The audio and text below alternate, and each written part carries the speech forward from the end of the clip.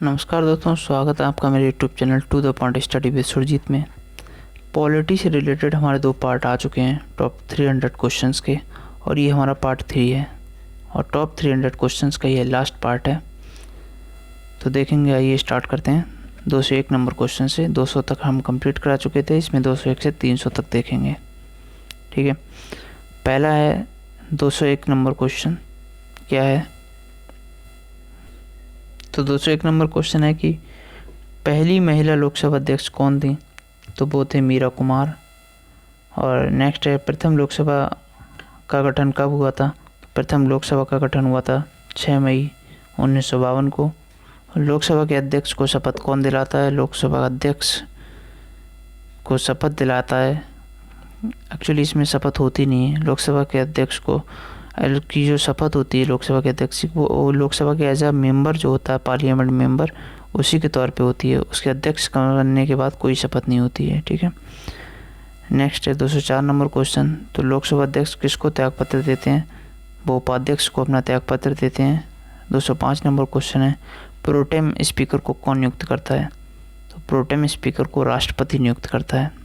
ठीक, और ये प्रोटेम स्पीकर तब तक रहता है जब तक लोकसभा अध्यक्ष नहीं चुन लिया जाता है। उसके बाद प्रोटेम स्पीकर हट जाते हैं और लोकसभा अध्यक्ष ही आगे मोर्चा संभालते हैं। नेक्स्ट 206 नंबर क्वेश्चन है, सर्वोच्च न्यायालय में कितने न्यायाधीश होते हैं? सर्वोच्च न्यायालय में अभी वर्तमान में 34 न्यायाधीश हैं, जिसमें 33 तो न्यायाधीश हैं और एक मुख्य न्यायाधीश हैं। 207 नंबर क्वेश्चन है, सर्वोच्च न्यायालय के न्यायाधीशों के अवकाश ग्रहण करने की अधिकतम उम्र कितनी होती है? तो सर्वोच्च न्यायालय में ये होती है 65 वर्ष, जबकि ये हाई कोर्ट में होती है 62 वर्ष।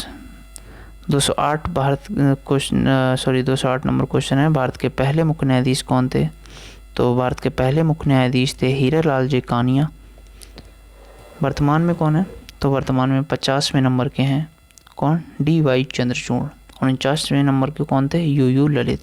ठीक है, 209 नंबर क्वेश्चन है, मुख्य न्यायाधीश को शपथ कौन दिलाता है? तो मुख्य न्यायाधीश को शपथ दिलाते हैं राष्ट्रपति। 210 नंबर है, मुख्य न्यायाधीश अपना त्यागपत्र किसे सौंपते हैं? तो वो सौंपते हैं अपना त्यागपत्र किसे सौंपते हैं? अपना त्यागपत्र वो सौंपते हैं राष्ट्रपति को। नेक्स्ट है, सर्वोच्च न्यायालय के न्यायाधीश को कैसे हटाया जा सकता है? तो सर्वोच्च न्यायालय के न्यायाधीश को केवल और केवल राष्ट्रपति के अध्यादेश के द्वारा ही हटाया जा सकता है। नेक्स्ट है, भारत में कुल कितने उच्च न्यायालय हैं? तो भारत में कुल 25 उच्च न्यायालय हैं। कितने? 25 उच्च न्यायालय।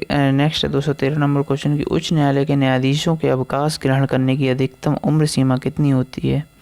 तो ये क्वेश्चन यहाँ राष्ट्रपति नहीं होगा, अधिकतम उम्र सीमा होती है 62 वर्ष। ठीक है, यहाँ गलती से राष्ट्रपति लिख गया है। 214 नंबर क्वेश्चन है, सरकार का प्रथम विधि अधिकारी कौन होता है? तो प्रथम विधि अधिकारी सरकार का महान्यायवादी होते हैं। कौन होते हैं? महान्यायवादी। महान्यायवादी संबंधित एक और फैक्ट कि ये सरकार के प्रथम विधि अधिकारी के साथ साथ ही सरकार के लीगल एडवाइजर भी होते हैं। सरकार को अगर कोई किसी केस कोई लड़ना होता है तो उसमें सरकार की तरफ से यही महान्यायवादी अटॉर्नी जनरल ही प्रतिनिधित्व करते हैं, यही लड़ेंगे जाके केस। तो राज्यपाल की नियुक्ति कौन करते हैं? राज्यपाल की नियुक्ति करते हैं राष्ट्रपति।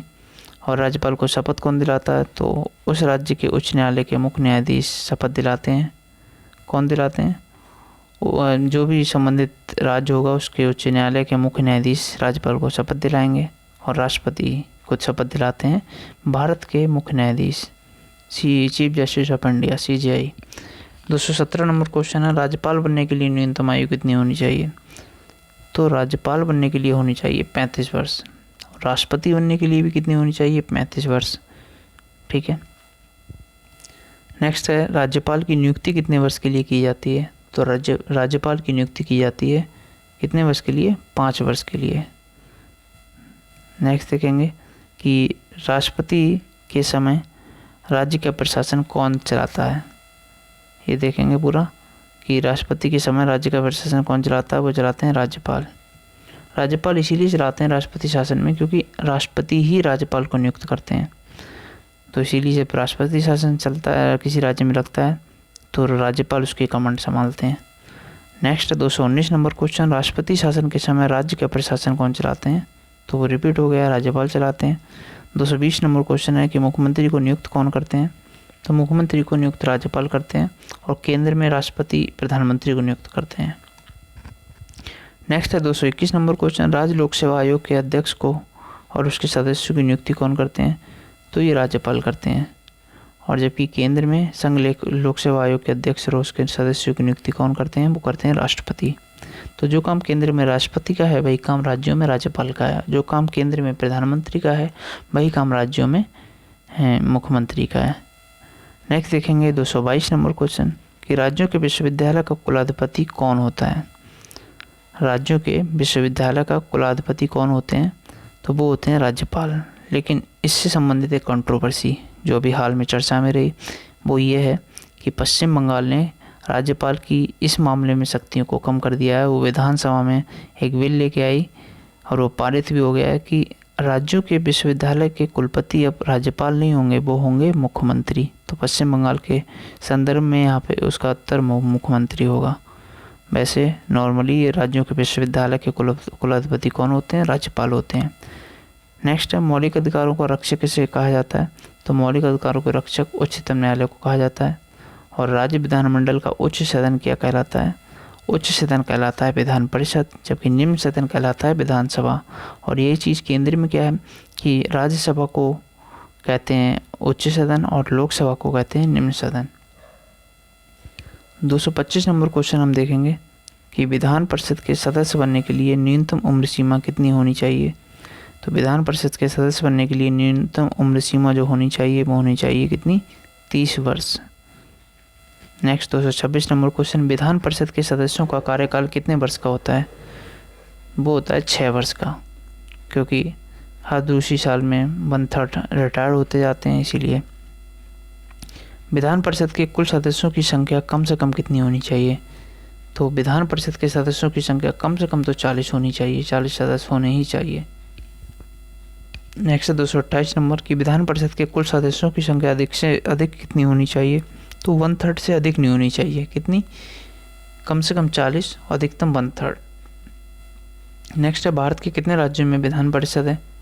तो भारत के 6 राज्यों में है विधान परिषद।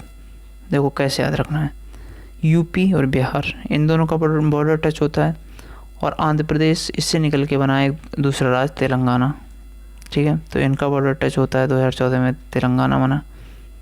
तो यूपी, बिहार, आंध्र प्रदेश और तेलंगाना, और कर्नाटका और महाराष्ट्र इन दोनों का बॉर्डर टच होता है। तो यूपी, बिहार, आंध्र प्रदेश, तेलंगाना और कर्नाटक और महाराष्ट्र, ठीक है। ये 6 राज्य हो गए जिसमें विधान परिषद है। नेक्स्ट देखेंगे 230 नंबर क्वेश्चन है कि विधानसभा का कार्यकाल कितने वर्षों का होता है? तो विधानसभा का कार्यकाल होता है 5 वर्ष का, जबकि विधान परिषद का होता है 6 वर्ष का। 231 नंबर क्वेश्चन देखेंगे, विधानसभा में निर्वाचित होने के लिए न्यूनतम आयु क्या है? तो विधानसभा में तो है 25 वर्ष, विधान परिषद में है 30 वर्ष। राष्ट्रपति बनने के लिए न्यूनतम आयु चाहिए 35 वर्ष, राज्यपाल बनने के लिए 35 वर्ष, प्रधानमंत्री बनने के लिए 25 वर्ष, ठीक है। किसी राज्य की विधानसभा में कम से कम कितने सदस्य होने चाहिए? तो भाई देखो, अगर विधानसभा की बात हो रही है तो कम से कम 60 होने चाहिए, और विधान परिषद की बात हो रही है तो कम से कम 40 और अधिकतम 1/3। किसी राज्य की विधानसभा में अधिकतम कितने सदस्य होने चाहिए? तो हो सकते हैं 500 सदस्य, 500 से अधिक नहीं हो सकते। नेक्स्ट देखेंगे, राज्यपाल के सारे अधिकारों का प्रयोग कौन करता है? तो मुख्यमंत्री करते हैं। वो क्यों? क्योंकि राज्य में मुख्यमंत्री को संविधान का वास्तविक प्रमुख माना जाता है राज्य का, और केंद्र में वही माना जाता है प्रधानमंत्री को, जबकि संवैधानिक प्रमुख होते हैं राष्ट्रपति केंद्र में और राज्यपाल होते हैं राज्य में, ठीक है। तो राज्यपाल के सारे अधिकारों का प्रयोग कौन करते हैं? मुख्यमंत्री करते हैं। 235 नंबर क्वेश्चन देखेंगे, भारतीय राज्य व्यवस्था में वरीयता के हिसाब से सर्वोच्च पदाधिकारी कौन होते हैं? तो वो होते हैं राष्ट्रपति जी। राष्ट्रपति इसीलिए होते हैं क्योंकि राष्ट्रपति तो होते हैं भारत के प्रथम नागरिक, तो वरीयता के हिसाब से सर्वोच्च पदाधिकारी ये तो होंगे। इनके नीचे आते हैं उपराष्ट्रपति, फिर 3rd नंबर पे आते हैं प्रधानमंत्री। तो 236 नंबर देखेंगे, केंद्र राज्य संबंधों पर किस आयोग का गठन 1983 में किया गया? तो सरकारी आयोग ये इम्पोर्टेंट है। ऐसे भी पूछ सकता है क्वेश्चन कि केंद्र राज्य संबंधियों से संबंधित कौन सा आयोग है, तो सरकारी आयोग। या सरकारी आयोग किससे संबंधित है, केंद्र राज्य संबंधियों से संबंधित है और इसका गठन 1983 में हुआ था। ठीक है। नेक्स्ट क्वेश्चन है 237 नंबर कि अंतर्राज्यीय परिषद का गठन कब और किसके द्वारा किया गया। तो अंतर्राज्यीय परिषद का गठन किया गया 1990 में राष्ट्रपति के द्वारा। अंतर्राज्यीय परिषद का गठन 1990 में राष्ट्रपति के द्वारा किया गया। और 238 नंबर क्वेश्चन है कि राष्ट्रीय विकास परिषद का गठन कब और किसके द्वारा हुआ है।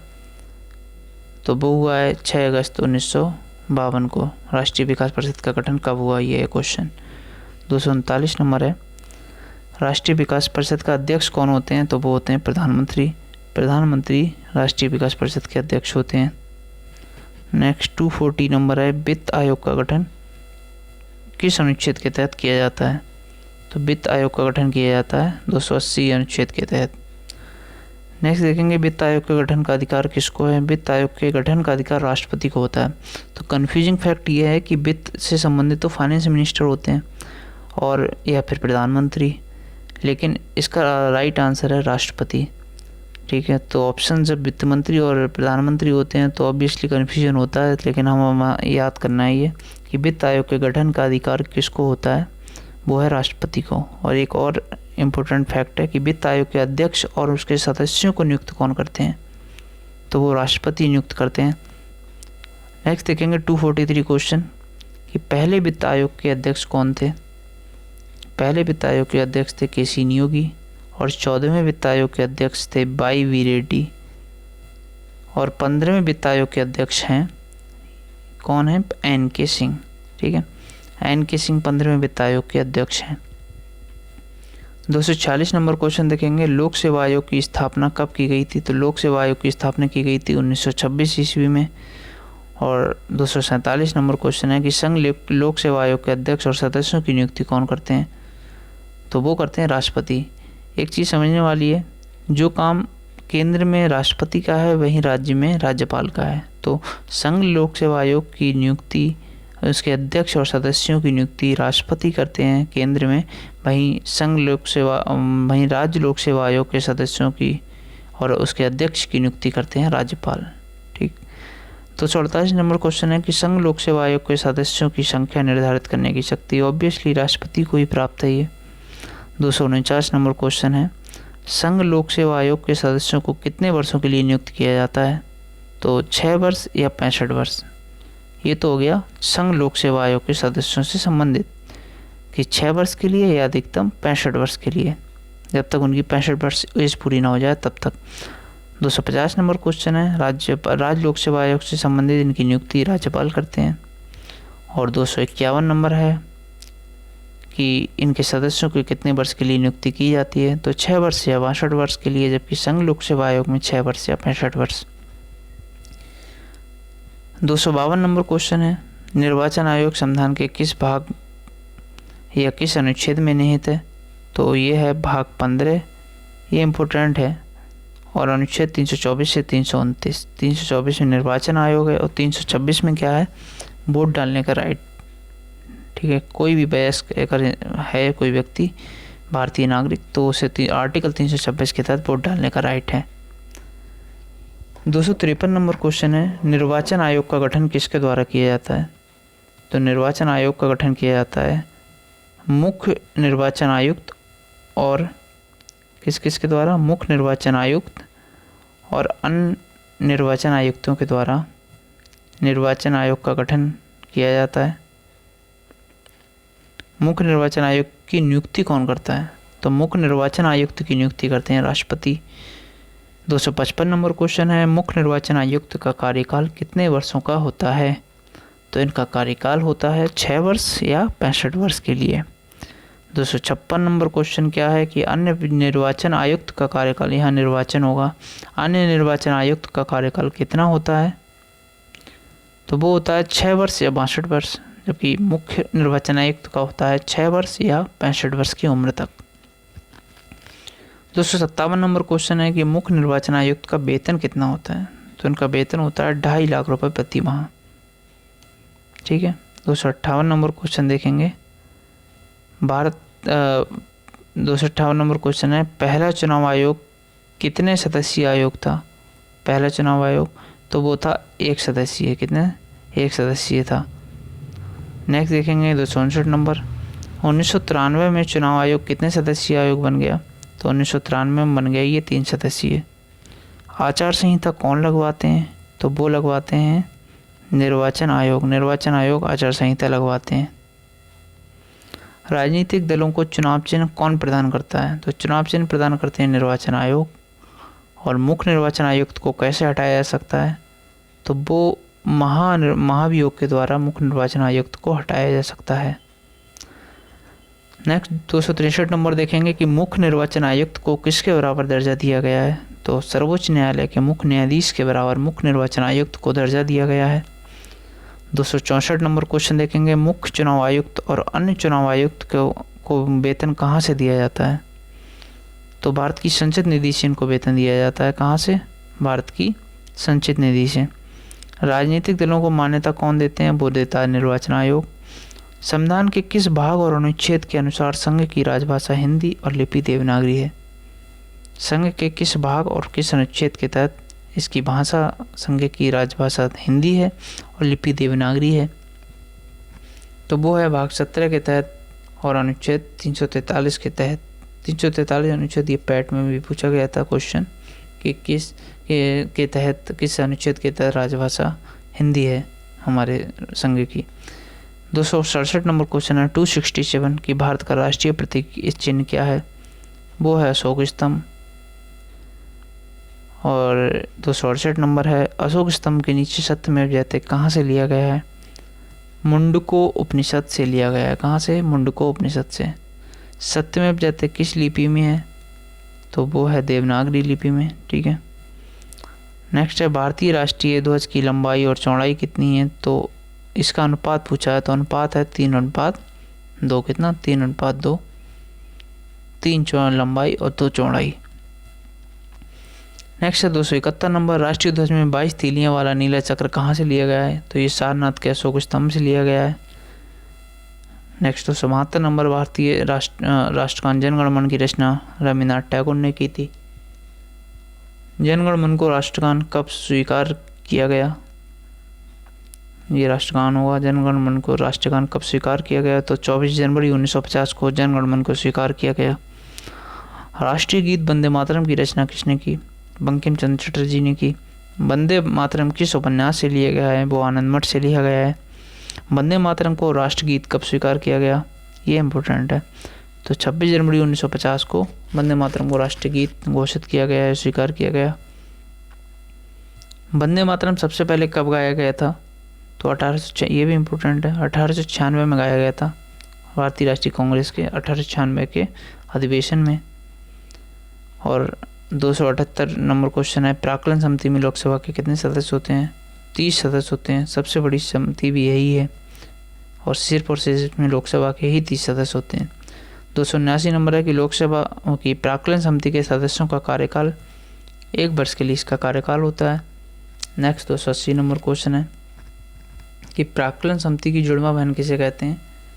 तो वो कहते हैं लोक लेखा समिति को प्राक्कलन समिति की जुड़वा बहन कहते हैं। लोक लेखा समिति में 22 सदस्य होते हैं टोटल, जिसमें से 15 तो लोकसभा से आते हैं और 7 आते हैं राज्यसभा से। नेक्स्ट है, लोक लेखा समिति के सदस्यों का कार्यकाल वो भी 1 वर्ष होता है और प्राक्कलन समिति के लिए भी 1 वर्ष होता है। पंचायती राज का शुभारंभ कब हुआ और कहाँ से हुआ? तो 2 अक्टूबर 1959 को नागौर राजस्थान से पंचायती राज का शुभारंभ होता है।